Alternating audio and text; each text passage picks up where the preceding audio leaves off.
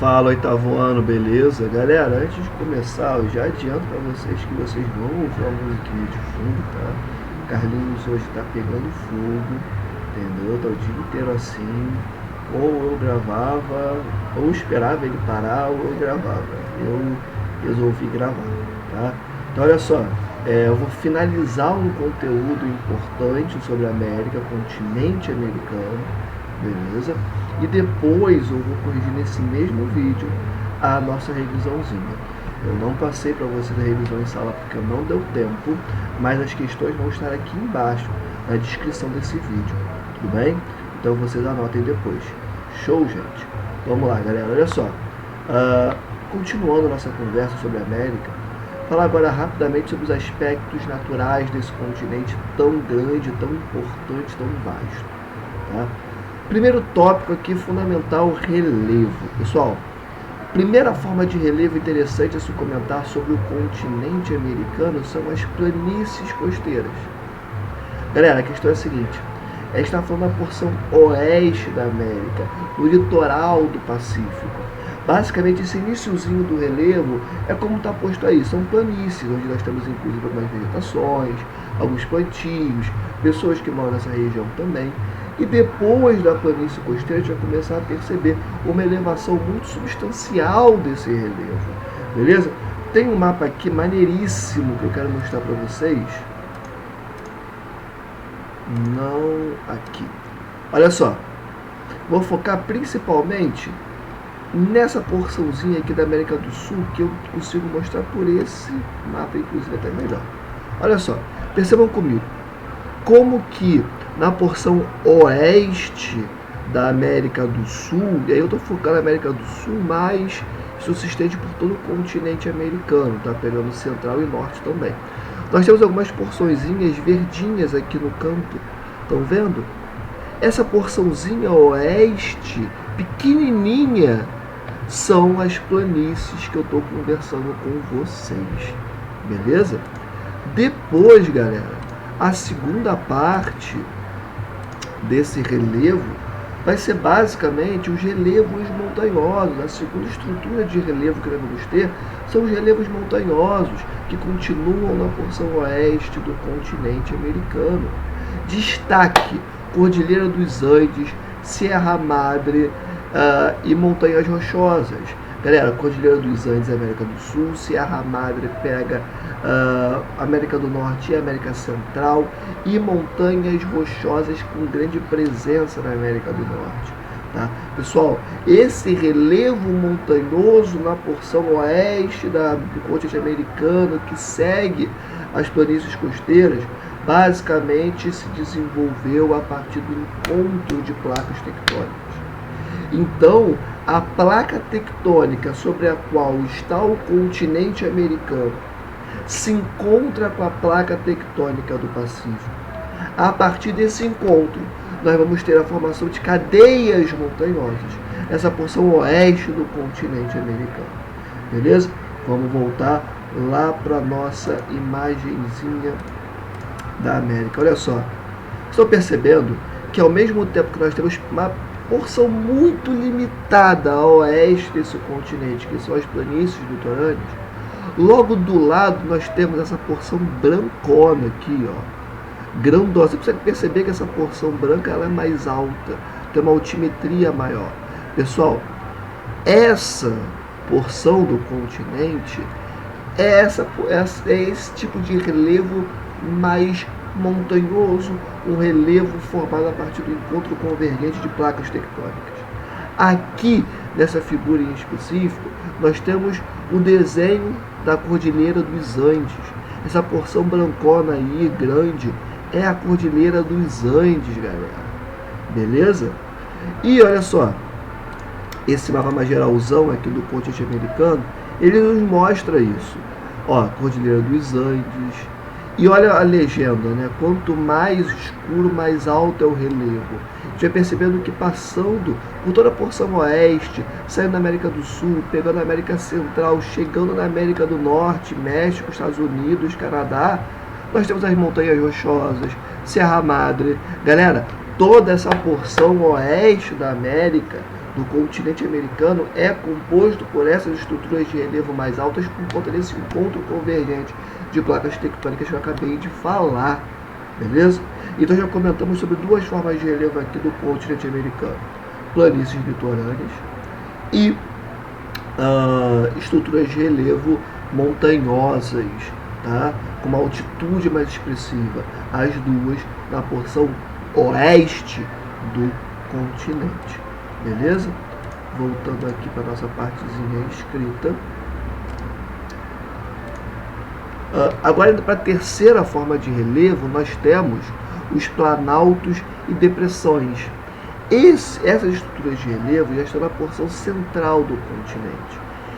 Eles já são mais antigos, já estão ali há mais tempo. Então, os planaltos são mais desgastados. Galera, inclusive, a gente pode dar como exemplo o planalto brasileiro, está na porção central ali do Brasil, concomitantemente também no meio ali da América do Sul, né? Pessoal, basicamente, esses planaltos que pegam toda a porção central do continente americano foram formados há milhões e milhões e milhões e milhões e milhões de anos. Então, muita água atuando ali em cima, muito vento atuando ali em cima, além de tantos outros agentes intempéricos e erosivos que foram tirando partes e partes e partes e partes e partes desses planaltos. E por isso que nós dizemos que esses planaltos são muito desgastados. Vem comigo, vem comigo, vem comigo. Olha só, essa foto aqui, ó, eu queria pegar com vocês. Pessoal, quando eu falo desses planaltos, estou falando basicamente dessa porção aqui, ó, do meio do Brasil, tá? Você tem aqui, ó, no meio da América Central, aqui, ó, no meio da América do Norte, tá? Vem na sequência da porção montanhosa, né, com uma altimetria mais expressiva desse relevo do continente americano, beleza? Essa parte amarela aqui, ó, do mapa, está tratando desses planaltos. Show de bola, gente? Então, essa porção do relevo do continente americano é um relevo mais desgastado, beleza? Bem de boa, né, gente? Não é difícil não essa parte. Então, olha só, até agora nós vimos três formas de relevo, tá? Relevos montanhosos, na porção, planícies costeiras, tá? Na porção oeste do continente americano. Vimos os relevos montanhosos também na porção oeste do continente americano, o relevo montanhoso esse formado pelo encontro convergente de placas tectônicas, tá? Placa sul-americana com a placa do Pacífico. E o próximo tipo de relevo basicamente é composto por planaltos que são muito desgastados e depressões. Beleza, gente? Fica bem ali no meio do continente americano. E por último, a última forma de relevo que nós temos aqui são as planícies costeiras na porção leste do continente e planaltos e depressões que também estão nessa porção. Olha só, vem comigo, vem comigo, vem comigo. Olha só esse mapinha aqui. Eu estou falando aqui, ó. Perceba que na legenda desse nosso mapa, o verde ele tem 0 metros de altitude. Basicamente está a nível do mar. É aqui que vocês estão, galera. Nós estamos nesse exato momento, nós estamos no Rio de Janeiro. Não todo o Rio de Janeiro, tá? Pensando no estado. Mas uma grande parte dele está aqui. Essa parte, uma altitude mais baixa, uma porção litorânea, beleza? Agora, não temos só planícies nessa região. Nós temos planícies, né? Costeiras, como eu já falei para vocês. Porém, temos planaltos também aqui para o interior. Perdão pela tosse. No interior do continente americano. Eu pego muito o Brasil como exemplo porque é onde a gente mora, tá? E é mais fácil a gente se visualizar aqui. A gente percebe isso no restante do continente também, ó. Planícies costeiras, na sequência planaltos. Aqui na América do Norte também, inclusive os montes Apalaches, logo na sequência das planícies, beleza? Então, galera, percebam que eu fui falando em ordem, de acordo com o que aparece lá no nosso mapinha que eu mostrei para vocês agora, tá? Então, na porção leste do continente americano, nós temos as planícies costeiras e os planaltos e depressões. Rapidinho, o que é uma depressão? Depressão é um relevo mais baixo em relação às outras formas de relevo que estão ao seu redor. É muito parecido com planície, é um relevo de baixa altimetria, tá? Então, mas o mais importante para vocês pegarem aqui é que na porção leste do continente de vocês, do continente americano, nós temos planícies costeiras onde vocês moram, nós temos planaltos e depressões. Só lembrar daquele mapinha que a gente viu agora, mas podemos trabalhar com esse aqui também, que ele é muito interessante. Ele oferece uma leitura mais complexa desse relevo. Percebam como é uma pequena faixa aqui, ó, na porção leste do continente americano, que é uma planície. Mas logo na sequência nós encontramos o que? Um relevo mais montanhoso, né? Esse relevo, por sua vez, que tem uma altimetria maior, é basicamente composto por planaltos, muito desgastados também, e que tem uma altimetria não tão significativa, até porque sofrem a influência da umidade que vem aqui do Oceano Atlântico. Tá? Então, eu mostrei aqui para vocês o relevo do continente americano com alguns mapas e seguindo basicamente a seguinte ordem: planície costeira na porção oeste, o relevo mais montanhoso, com grande destaque aqui para a Cordilheira dos Andes, por conta do movimento convergente de placas tectônicas, depois planaltos centrais, tá? E algumas depressões aqui também, na sequência planícies litorâneas e novamente planaltos aqui para vocês, tá? Um outro mapa que nos ajuda muito a entender isso é esse mapa aqui que pega o continente americano como um todo, tá? Eu vou mandar esses dois mapinhas para vocês poderem estudar, mas no livro de vocês também tem um mapa muito interessante que vocês podem utilizar para os estudos. Beleza, gente? Então eu acho que a questão do relevo foi, né? Foi. Ah, só destacar, toda a serra é um planalto, tá? É um planalto mais desgastado. Então, quando eu falo dos planaltos na porção leste do continente americano, a gente pode chamar esses planaltos de serras também. Beleza? Olha só, agora passando para os climas e também já tratando de vegetação e hidrografia na sequência, vamos conversar um pouquinho sobre isso. Eu vou pegar a minha carinha e colocar aqui para cima, ó, para não atrapalhar a gente. Espera aí que você vai ver uma aguinha e a gente já continua.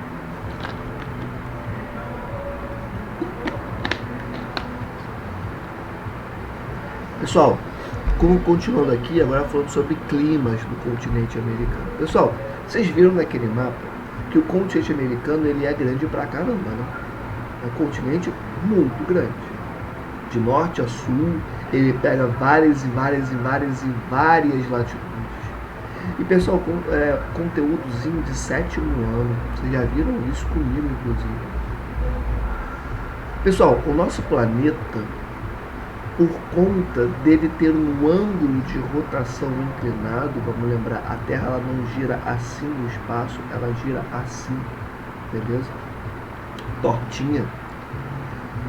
Por conta desse ângulo de inclinação, partes do nosso planeta vão pegar mais radiação solar do que outras. De boa? O que significa que zonas climáticas irão se desenvolver na Terra? Zonas climáticas basicamente são porções mais quentes ou mais frias do nosso planeta.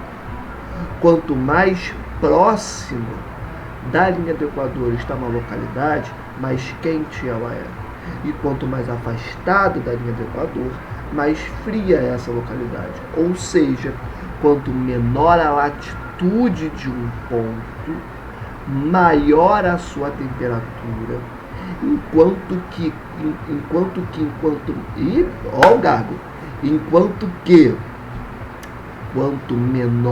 quanto maior a sua latitude, menor a sua temperatura.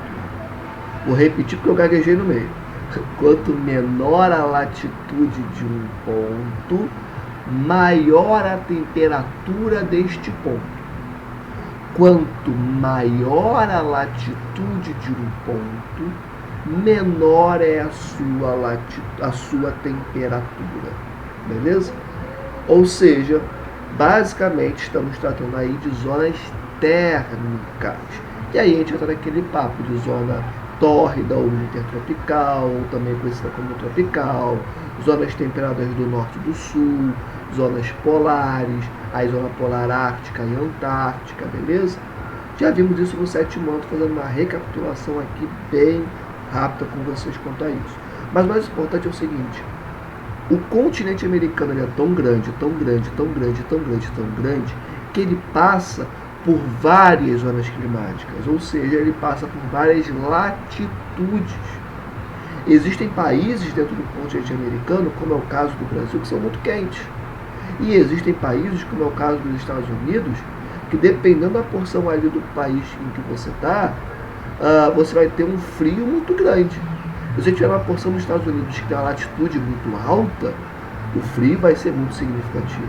Se está uma porção dos Estados Unidos que tem uma latitude mais baixa e que passa ali uma corrente marítima quente, você vai ter um clima mais ameno, mas ainda assim vai continuar sendo mais frio do que o Brasil, porque o Brasil tem uma latitude mais baixa, beleza? Mais próximo da linha do Equador, recebe mais frontalmente a radiação que vem do Sol, tá?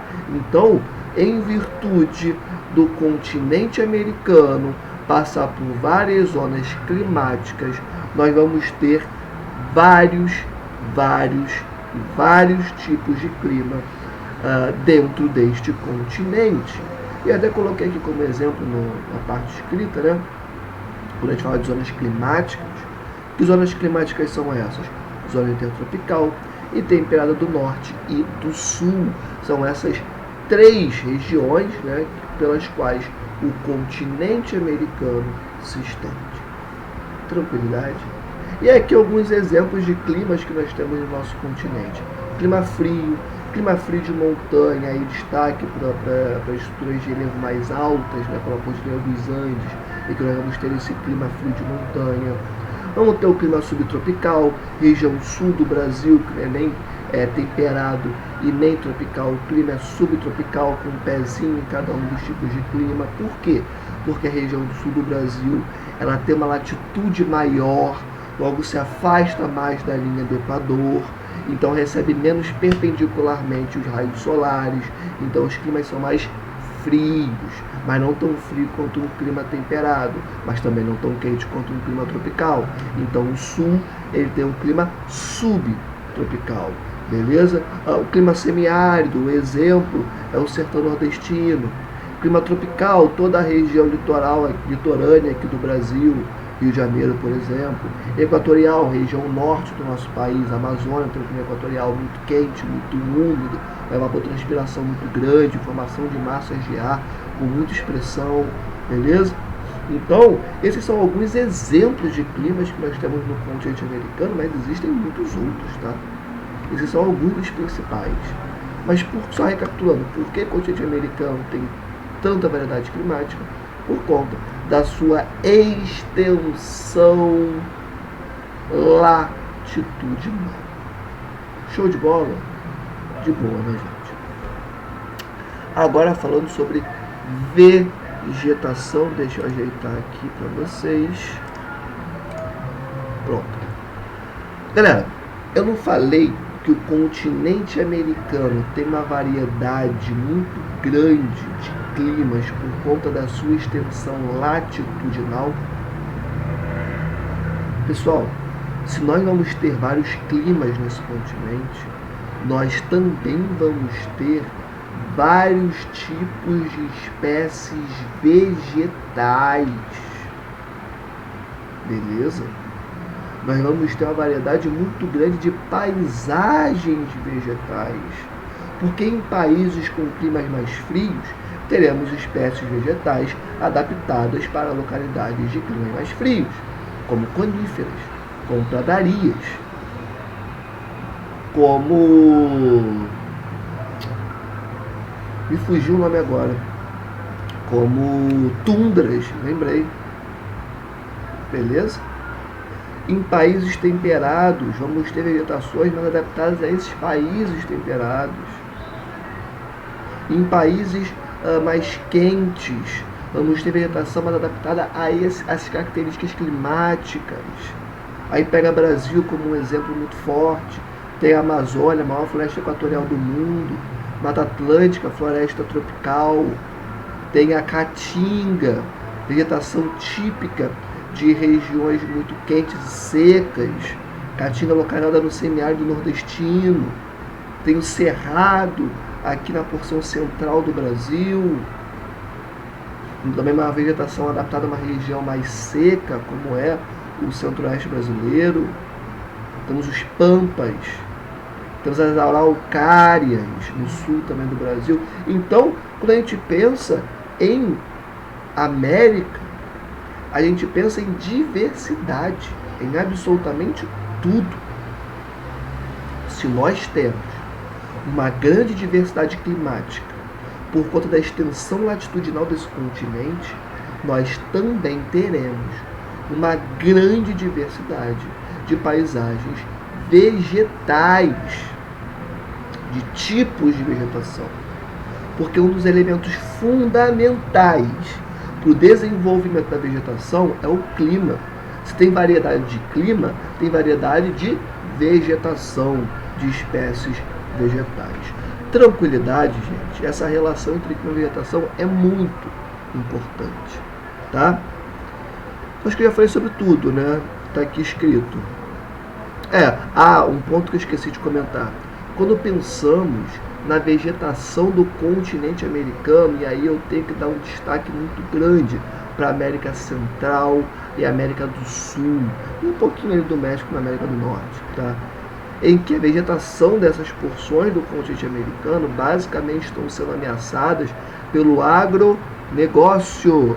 Por quê? Galera, como que se desenvolve o agronegócio no nosso continente?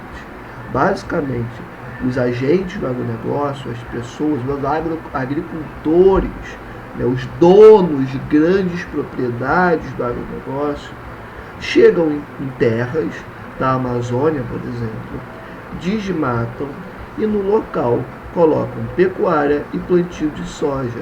Pessoal, isso modifica a composição do solo, isso destrói as espécies nativas, isso polui o lençol freático, isso mata as espécies presentes nos rios, isso diminui a evapotranspiração, diminui a formação de massas de ar, isso influencia absolutamente tudo. Você aumenta a emissão de metano para a atmosfera, você aumenta a emissão de dióxido de carbono para a atmosfera, você diminui o sequestro de carbono por conta das espécies vegetais, você modifica a estrutura dos corpos hídricos, você muda tudo, absolutamente tudo. Você afeta a vida das comunidades tradicionais, indígenas, quilombolas e caiçaras. Então, quando você pensa na vegetação do continente americano, você tem que lembrar que essa vegetação, basicamente, ela está sendo devastada pelo avanço do agronegócio sobre os múltiplos espaços que compõem esse continente. Na América do Norte, você pode falar do desmatamento dessas vegetações, também por conta do agronegócio, mas você pode falar de outras atividades também, como industrial, como construção de ferrovias, hidrelétricas, geração de energia. Isso acontece aqui na América do Sul também, tá? Porém, o agente mais importante para entender o que destrói a vegetação típica do continente americano, novamente, principalmente na América Central e na América do Sul e parte do México, é agricultura e pecuária, juntos no agronegócio. A fronteira do desmatamento que hoje avança sobre a Amazônia, que já destruiu o Cerrado, restando só 5% do Cerrado, que se estende pelo Nordeste, principalmente na região conhecida como Mato Piba, né, que reúne os estados da região Nordeste que mais tem um avanço do agronegócio, são as porções em que esse setor econômico mais se desenvolve, mais alcança terras e, concomitantemente, avança na devastação do meio ambiente.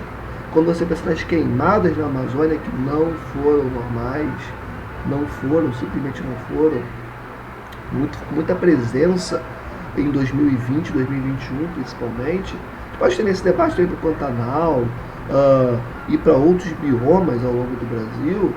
Basicamente, essas queimadas na Amazônia se deram por conta do avanço do desmatamento. Se você aumenta o desmatamento, você reduz a umidade naquele espaço. Se você reduz a umidade, você torna esse ambiente mais suscetível a queimadas de grande expressão, como foi no caso de 2020 e 2021. tranquilo.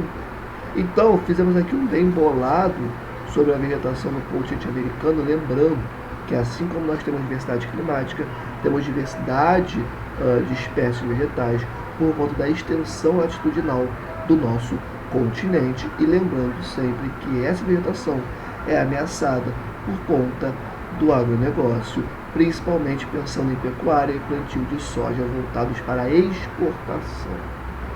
Beleza?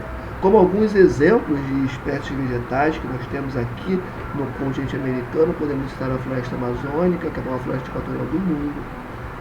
Podemos citar a tundra, que é a vegetação típica de país muito frio. Tem vegetação desértica, tá? E aí o grande exemplo aí de vegetação desértica no nosso continente é o deserto do Atacama, tá? Então, percebam, é uma diversidade muito grande de espécies vegetais por conta da diversidade climática que se dá por conta da extensão latitudinal do nosso continente. Beleza? Fala agora rapidamente de hidrografia, né? Vamos embora falar de hidrografia. Nós temos o seguinte, que os recursos hídricos são distribuídos de forma desigual no nosso continente. Ou seja, existem territórios que têm muita água e existem territórios que têm pouca água. Beleza? E aí nós podemos olhar para o Brasil. O Brasil é um negócio bizarro quando você pensa em recursos hídricos, porque aqui nós temos dois dos maiores lençóis freáticos do planeta.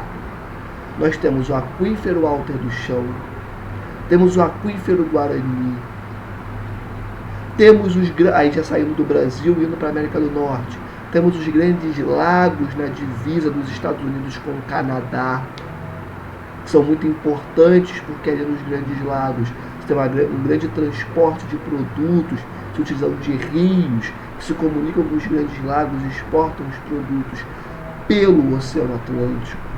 Tá? Então, ao mesmo tempo que nós temos localidades como o Brasil, com dois dos maiores aquíferos do planeta, e a divisa do Canadá com os Estados Unidos com os grandes lagos, nós temos localidades com pouca disponibilidade hídrica, localidades mais frias, localidades mais secas, beleza? Eu não falei até agora que o continente americano ele é sinônimo de diversidade climática, diversidade de espécies vegetais, também tem a diversidade nessa questão da distribuição dos recursos hídricos, beleza? Países com muita água e países com pouca água.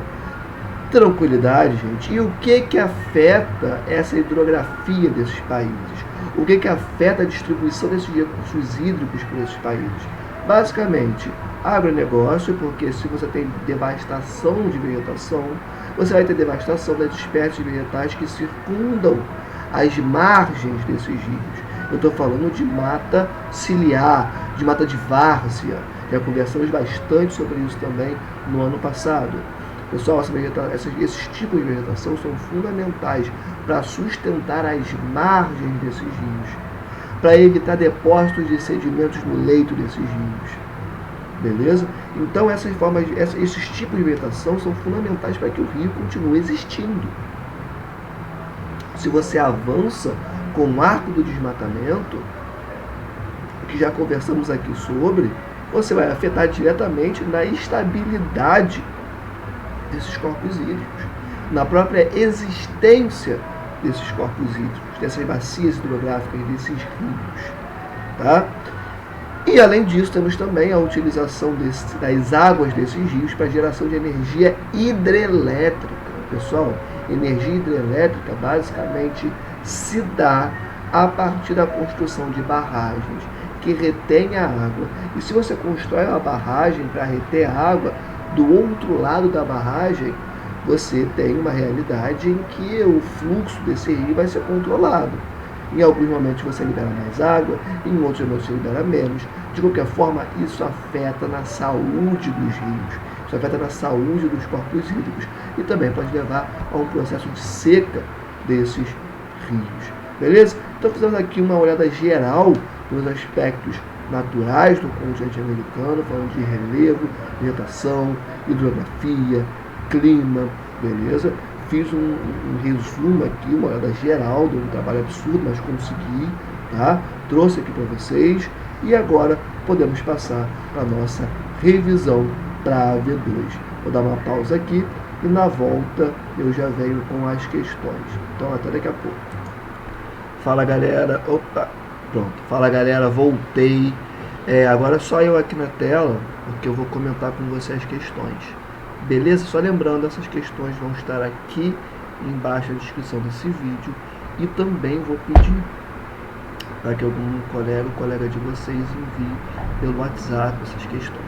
Beleza? Pessoal, olha só.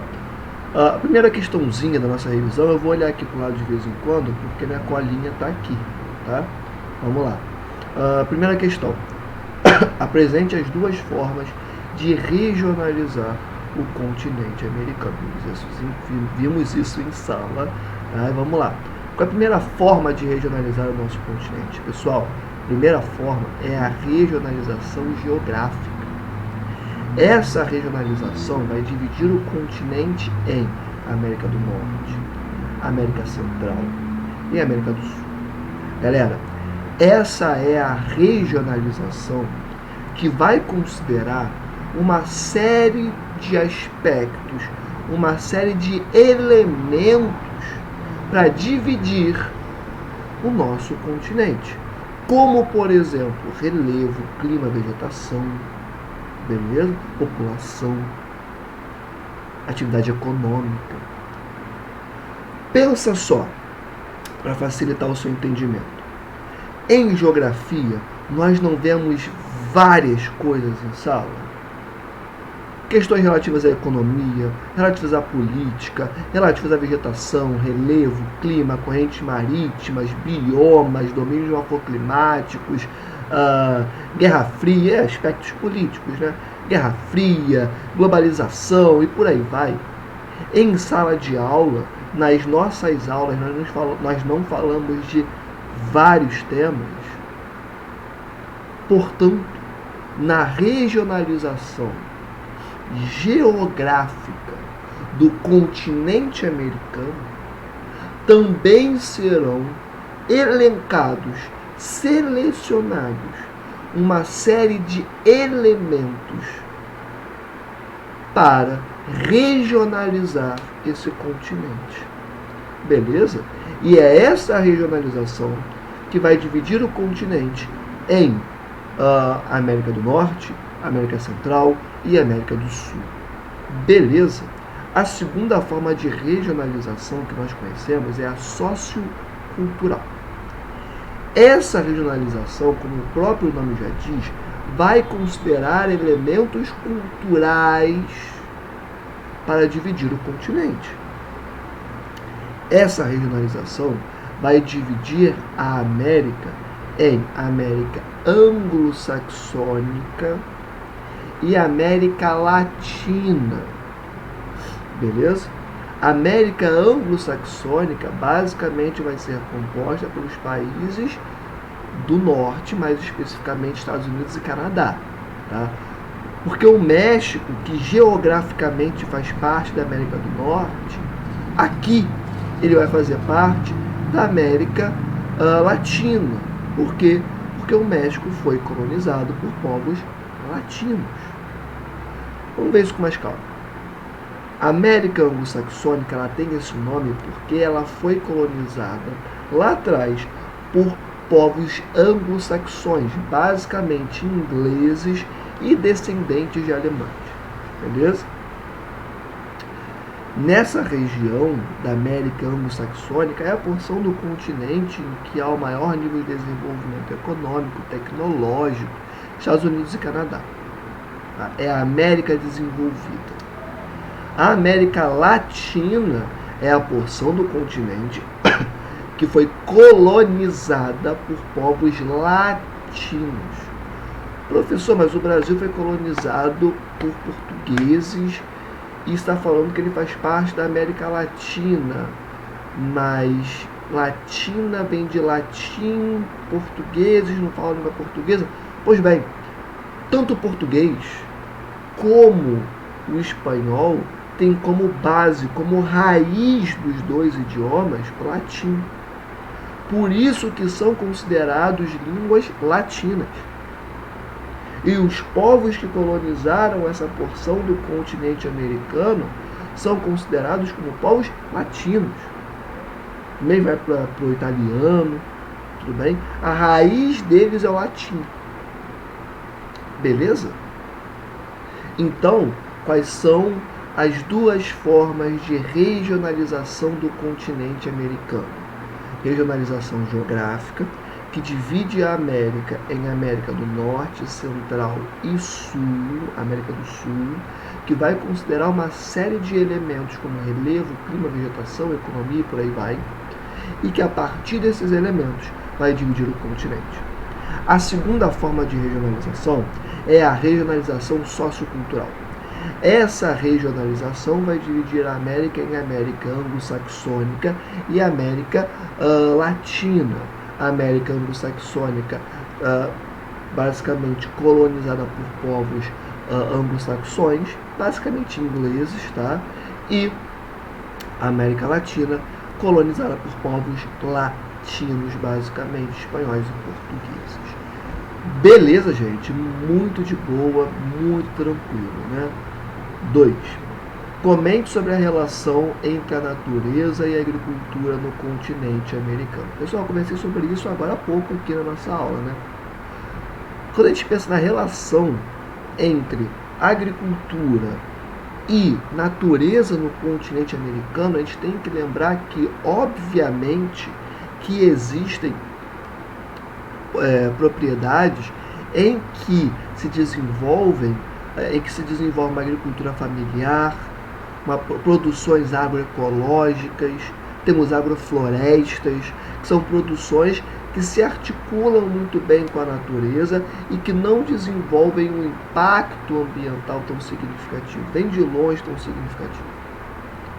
Porém, o setor econômico, não o setor econômico, mas o ator econômico, que mais impacta a natureza e que acaba tendo uma posição de destaque quando pensamos na relação entre agricultura e natureza no continente americano, é o agronegócio. E o agronegócio, para se desenvolver no continente americano e no mundo, ele precisa de cada vez mais terras.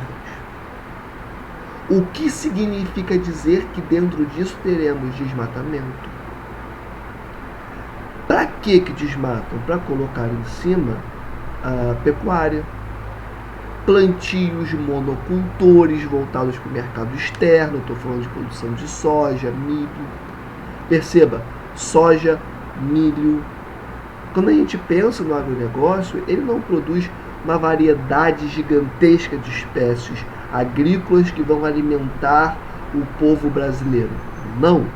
O agronegócio produz commodities. Basicamente, commodities são produtos primários, ou seja, produtos que vêm da terra, que têm um valor atribuído a esses produtos.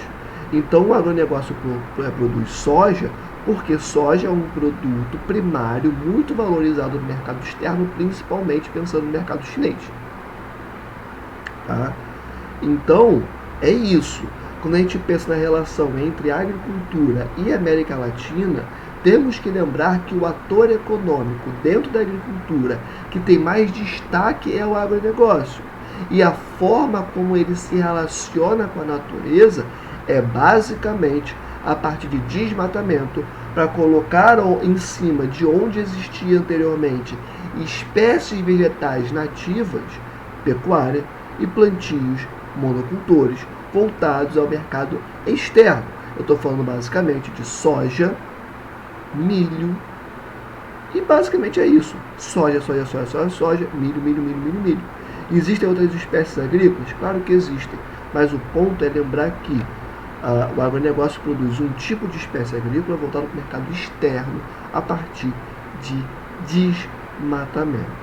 Beleza? Então você pode colocar assim como resposta no seu caderno. Esta relação se dá a partir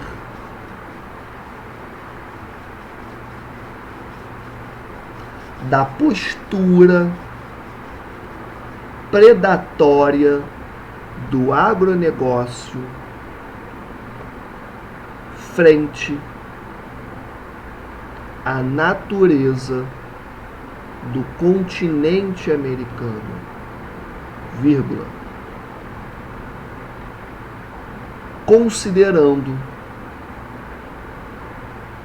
que esta se desenrola a partir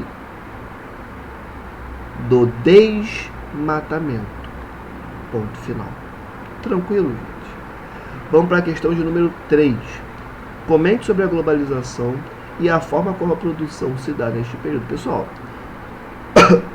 como que a produção se dá no nosso mundo globalizado?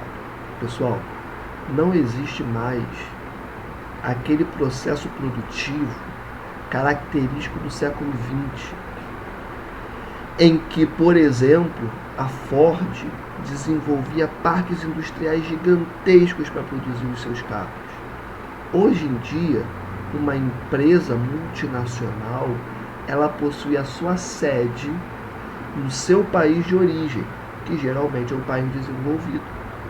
Agora, as montadoras, as fábricas vão ser pulverizadas, vão ser espalhadas pelo restante do mundo.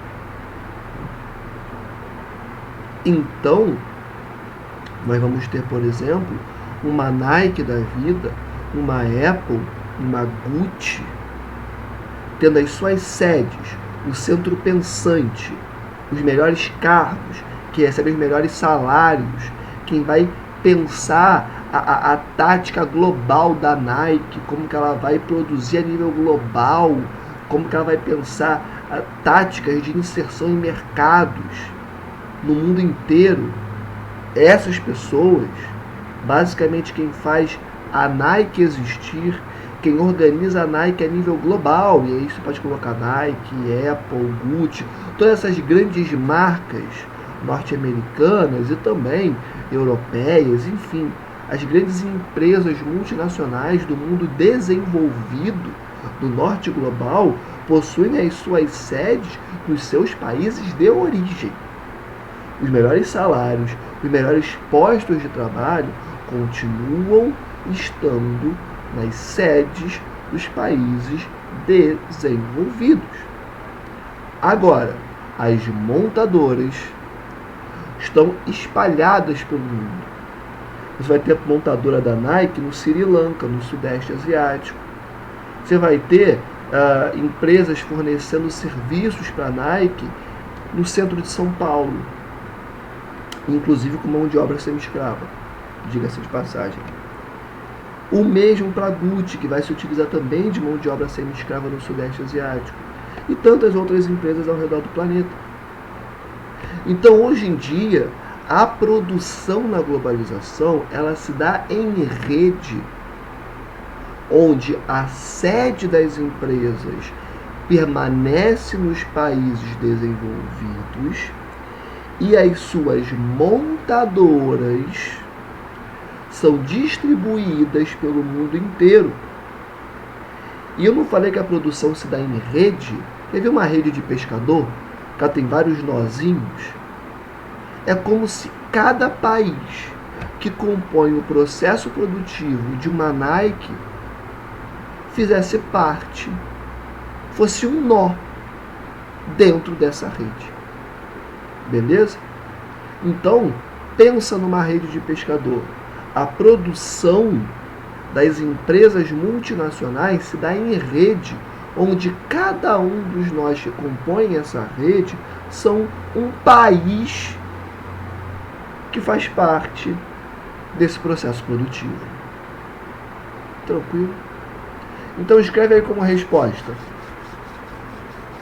a produção no mundo globalizado se dá em rede, vírgula, onde a sede das empresas multinacionais, as sedes, das empresas multinacionais, permanecem em seus países de origem no norte global, vírgula, enquanto que suas montadoras se distribuem pelo sul global. Ponto final. Tranquilo, gente? 4. Comente sobre a contraposição da ideia de globalização do conhecimento e a existência de tecnopolos ao redor do mundo. Essa questãozinha é muito boa, hein? Muito boa e complexazinha. Vamos lá. Galera, no início da globalização, né, alguns colocam, os historiadores colocam a globalização desde lá do século XVI, século XV, alguns vão até o século XII.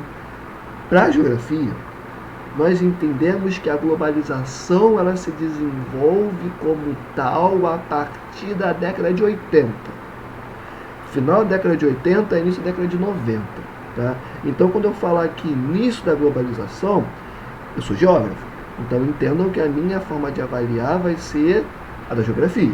Então, o início da globalização, para mim, é a partir da década de final da década de 80 e início da década de 90. Tá?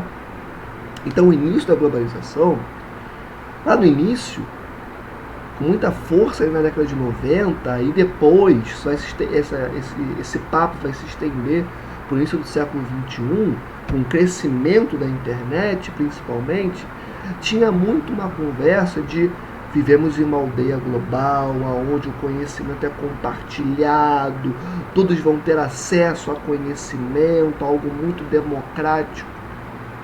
Ao longo das décadas, fomos percebendo que não, esse conhecimento não se deu de maneira mais democrática e, na verdade, o conhecimento no mundo globalizado, ele basicamente se desenvolve em tecnopolos.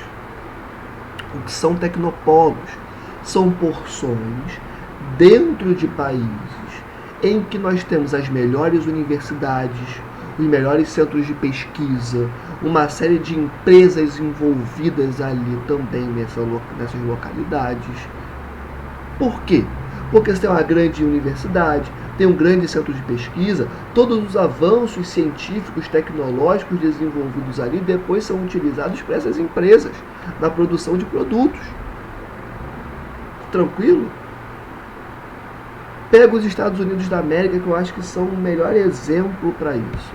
Pessoal, o iPhone, ele não surge da ideia do Steve Jobs na sua garagem e ele, enquanto um grande gênio, pensa em um aparelho que vai revolucionar a telecomunicação a nível global. Isso não existe.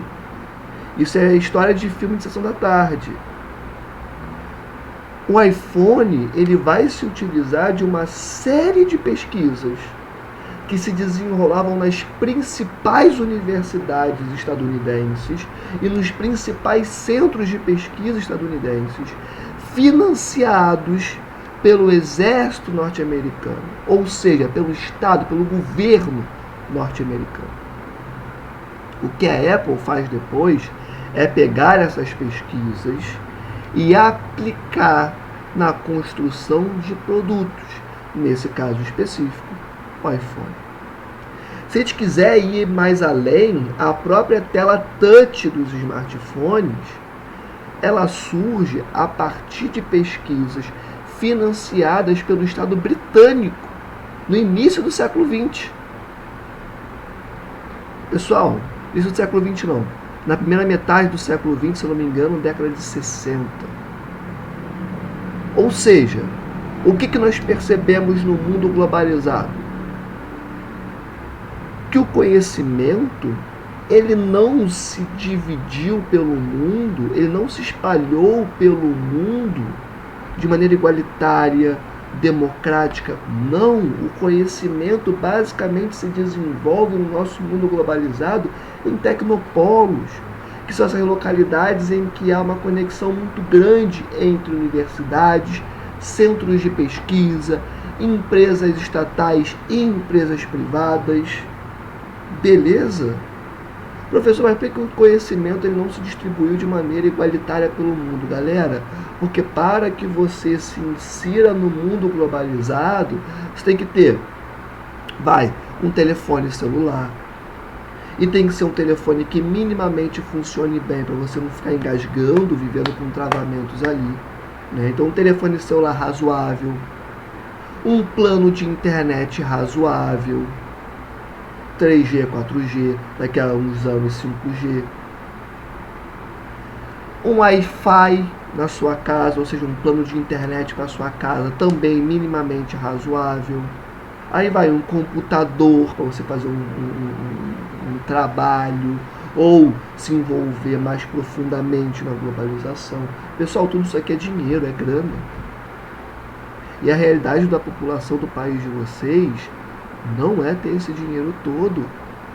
Pessoal, o brasileiro se informa basicamente por WhatsApp, Facebook e YouTube. Porque os planos de dados ofertados pelas operadoras de telefonia colocam o WhatsApp, Facebook, muitas vezes o YouTube como gratuitos dentro dos planos. Ou seja, o brasileiro médio, ele não abre a Folha de São Paulo, o G1 e tantos outros sites de notícia para se informar. O brasileiro médio não tem um plano de dados que fornece a ele a possibilidade de procurar um artigo científico para ler, de entrar num Brasil Escola que seja, para poder ver o mínimo sobre um assunto. O brasileiro basicamente se informa por redes sociais, porque é o que as operadoras de telefonia colocam como gratuitos dentro dos planos de dados. Ou seja, não há uma democratização do conhecimento no mundo globalizado. O conhecimento basicamente se desenvolve em centros de pesquisa localizados em tecnopolos. E a gente pode extrapolar essa conversa dizendo quais são as pessoas que conseguem estudar nesses tecnopolos. Quem é que estuda numa UF, por exemplo, onde eu me formei? Quem é que estuda numa UF? Quem é que estuda numa UFRJ, numa USP, numa Unicamp? Porque o Brasil tem tecnopolos também. Poucos, mas tem. Quem é que está lá? É quem conseguiu ter acesso a uma educação de qualidade, conseguiu estudar, teve tempo de estudar e se dedicar apenas ao estudo, fazer um Enem, um vestibular da UERJ, da USP e passar. Ou seja, até para você ter acesso aos melhores centros de pesquisa, você precisa ter acesso a uma educação de qualidade. E sejamos francos, no nosso país, quem é que tem acesso a isso? Percebem? Então vocês podem escrever assim no seu caderno como resposta. Esta contraposição se dá a partir do momento em que percebemos que, para termos acesso à globalização, é necessário que tenhamos contato ou tenhamos posse de infraestruturas fundamentais para nos inserirmos no processo de globalização, ou só no processo tratado. Vírgula. Ao mesmo tempo, vírgula de novo. A geração de conhecimento ao redor do mundo se dá principalmente a partir de tecnopolos,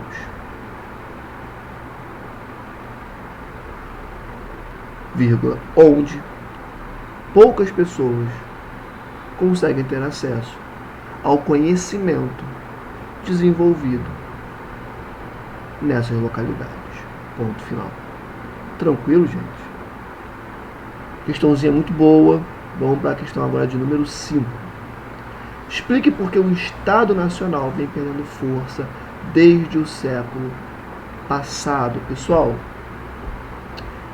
no finalzinho do século passado, principalmente com o fim da Guerra Fria, você vai ter a mundialização do capitalismo, ou seja, o sistema político-econômico vigente na maior parte do planeta. Ele vai chegar em países, em territórios, em que anteriormente ele não se fazia presente, como é o caso do leste europeu, os países que antigamente faziam parte da União Soviética. Então o capitalismo, no final da década de 80, início da década de 90, ele vai chegar a territórios em que ele não chegava antes. E nesse momento se populariza o neoliberalismo. O neoliberalismo, que basicamente é a filosofia econômica da globalização. O neoliberalismo vai falar o seguinte, galera: quanto menos Estado, melhor, porque o Estado ele atrapalha a economia. O Estado não pode ter nenhum contato com a economia. A economia é uma coisa, o Estado é outra. Se o Estado se intervém, ele faz besteira. Então o Estado não pode intervir na economia, segundo o neoliberalismo, que é a filosofia da globalização, e que ganha muita força na década de 80 e início da década de 90. Galera, isso explica o enfraquecimento do Estado. Nós já vimos nas nossas aulas, principalmente quando conversamos sobre as fases da globalização, como que o Estado ele foi fundamental para solucionar as crises do próprio sistema capitalista. A gente pode ir na crise de 29, pode ir na crise de 2008, e perceber como que a crise do coronavírus atualmente, e perceber como que o Estado Nacional ele é fundamental para tirar o capitalismo das crises que ele mesmo cria. Tá? Mas não precisamos colocar isso agora. A resposta que você pode colocar nessa questão de número 5 é a seguinte: a partir do avanço do capitalismo para as mais diversas porções do planeta, sua filosofia econômica, aí entre parênteses, o neoliberalismo, fecha parênteses, igualmente vem ganhando muita força, muito espaço, melhor dizendo, muito espaço. Ponto. Tal filosofia prega a não intervenção do Estado na economia. A partir disso, vírgula de novo, conseguimos entender o que tem levado à perda de força por parte do Estado Nacional. Ponto final. Foi a questão 5, vamos agora para a questão de número 6. Explique a quarta revolução industrial. Pessoal, a quarta revolução industrial é o período que vocês vivem nesse exato momento. Tá? Galera, nós estamos conversando por um vídeo no YouTube que chega até você por conta da internet. Isso é a quarta revolução. Pessoal, a quarta revolução industrial é um período que se inicia em 2011 na Alemanha, em que o foco vai ser a automatização ao máximo das infraestruturas de produção. Então a gente vai falar de inteligência artificial, a gente vai falar de internet das coisas, a gente vai falar de redes sociais, a gente vai falar já falei inteligência artificial, 5G. Beleza? Pessoal, quarta revolução industrial é a automação ao máximo. O 5G ele serve para essa automação. É um nível de internet muito expressivo que basicamente vai se preocupar em fazer com que as máquinas numa fábrica ou inclusive as infraestruturas presentes no campo se comuniquem com muita facilidade e com muita rapidez.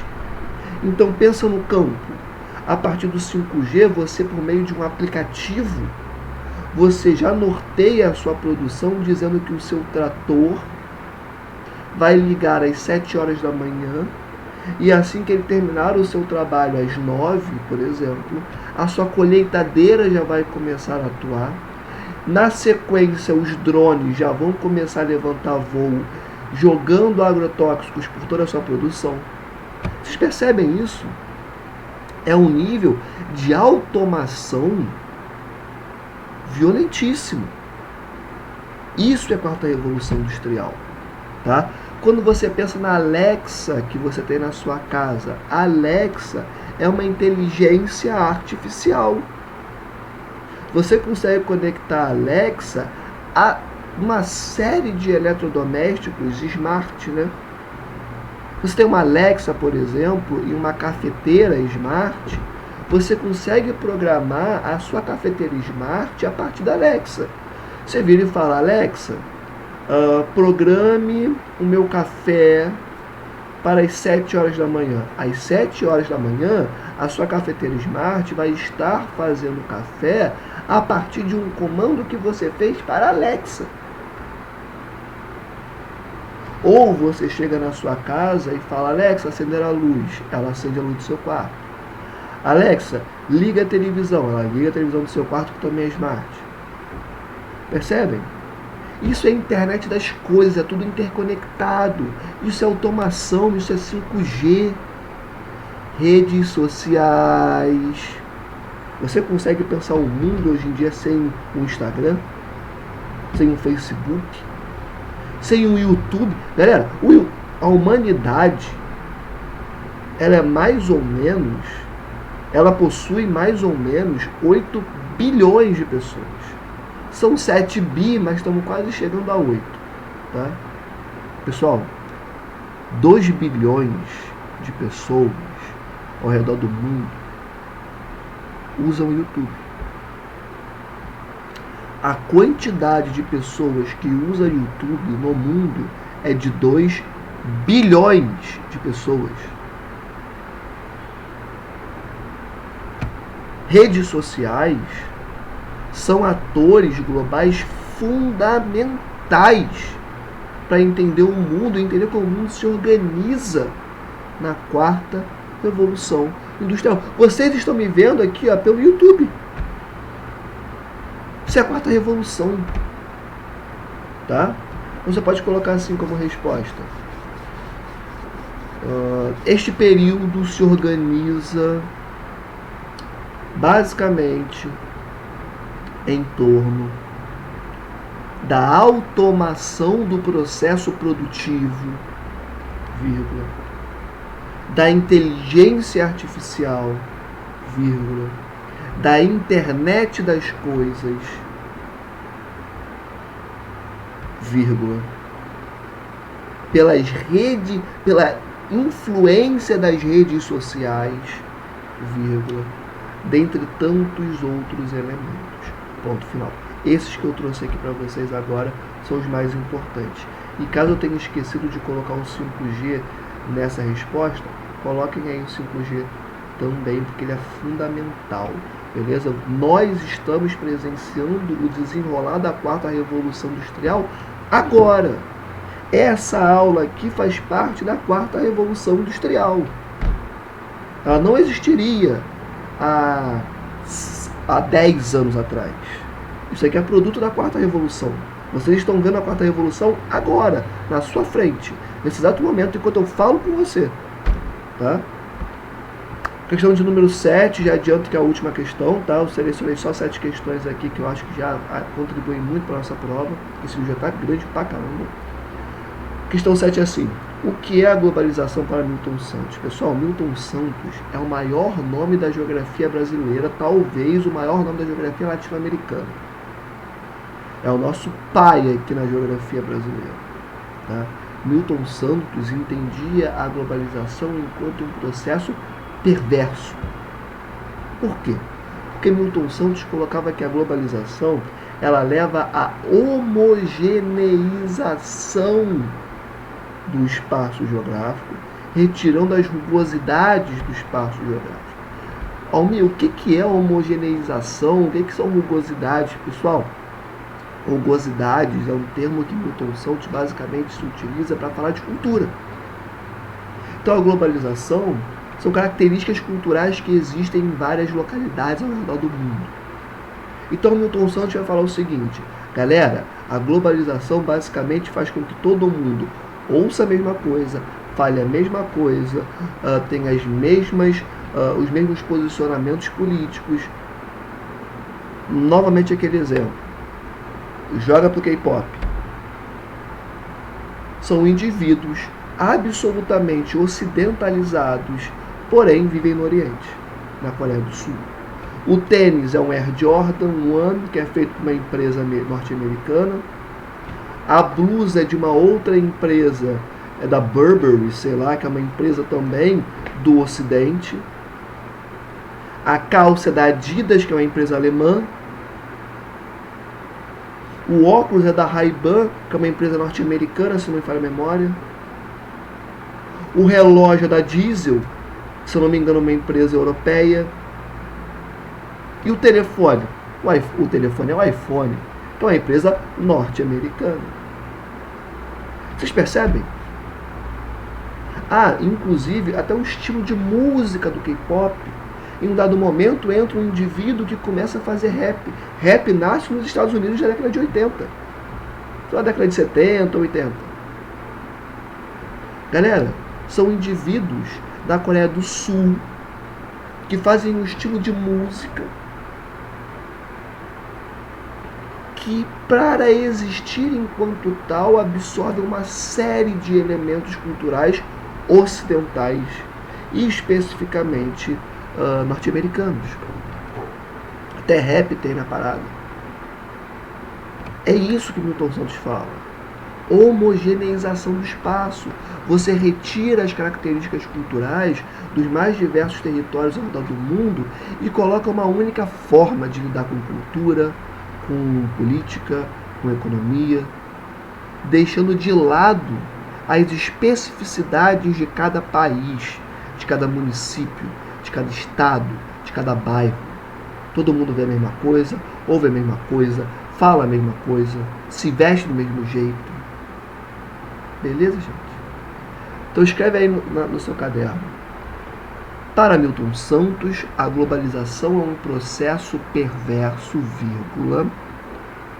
uma vez que promove a homogeneização do espaço geográfico. Ponto final. Galera, olha só. Essa revisão é fundamental para a prova de vocês. Fundamental para a prova de vocês. Esse vídeo está longo, eu sei. Tá? Para ter o máximo de informação possível. Vejam esse vídeo com calma. Refaçam as folhinhas. Tá? E vocês vão mandar bem na prova com certeza. Beleza? É isso, gente. Um beijo no coração de vocês. Sempre se lembrem que prova é só um pedaço de papel. Vocês são muito mais do que uma prova. Tá? Se valorizem, acreditem em vocês como eu acredito. Tá? Forte beijo no coração. Até a próxima aula. Fui!